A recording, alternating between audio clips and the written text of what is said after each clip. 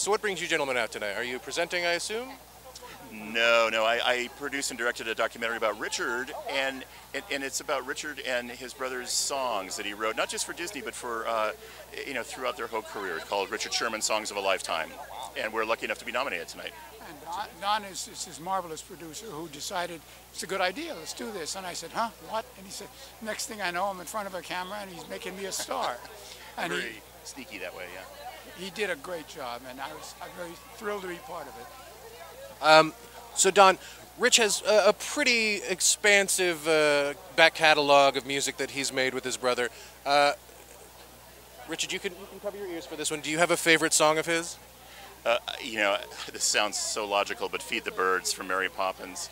Because, I'm 6'5", 300 pounds, and I well up and cry every time he plays it. So, what was fun is when we sat down on his sofa when we first started out, and I said, okay, here's about 500 songs that you wrote with, various people, his brother, Robert, and we sat down and had trouble finding the ones we want to include in this hour. But it's a real treat, and it's been great to work with him.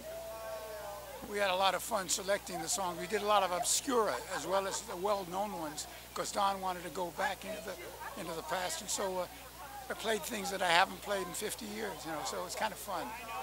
And then, are you still working on music now, or are you taking a break? Yes, I'm still very much involved in music. I do a lot of work. In fact, right now I'm working on a new production of Bedknobs and Broomsticks as a stage show, and we're going to start it next year in Chicago at the Chicago Shakespeare Company. It's a very, very big company, and we're all excited about that. So that's going to be a new project for me. It's so crazy to have like Richard Sherman right here, yeah. It is. Like most of us, I grew up with Richard's songs, not just in movies, but at Disneyland, and whether it was It's a Small World or the Tiki Room or whatever. And so to be standing here is kind of wonderful. I pinch myself and I sing the lyrics on the way over here, and it's all good. Don, I pinch myself. I'm standing next to the man that produced Beauty and the Beast and so many other great productions.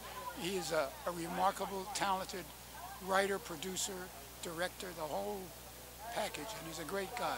Yeah, we interviewed Don this year at the Annie Awards earlier. That's right, yeah. So when not creating like some of the most iconic Disney movies that Richard also happens to maybe score or maybe not, you're also making documentaries about him. Do you have anything else coming down the line? Is there any other... Yeah, I'm just starting a documentary on Howard Ashman, the great lyricist, director-producer of so many of the Disney movies that I was able to work on, and somebody who Richard and I both admire in terms of his work. So I'm just starting out on that, and we're doing a live-action Beauty and the Beast that'll be out next year in March.